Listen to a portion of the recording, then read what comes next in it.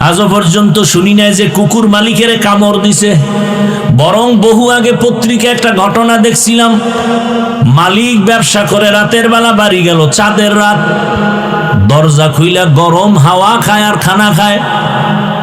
মহিলারা দেখবেন ঘরের পিছন সাইডে যে খোলা জায়গা, ওখানে কাপড় রৌদ্র দেয় রশি লাগায়।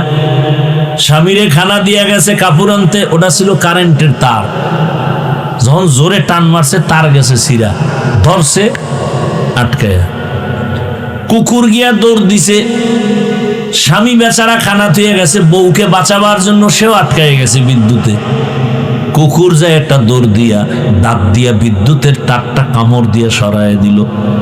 বিদ্যুতের তারে শর্ট খায় কুকুর মারা গেছে। দোনোজন মালিক বাঁচছে, স্বামী স্ত্রী দোনোজন। পত্রিকা আসছে, কুকুর দেখায় দিয়া গেল আমার জীবন দিয়া মালিকের উপকার করে গেলাম, বিনিময় পাইছি লাথি, 1 টাকাও বেতন দেয় নাই মালিক। আর তোমারে আমারে আমার আল্লাহ কি না দিছেন।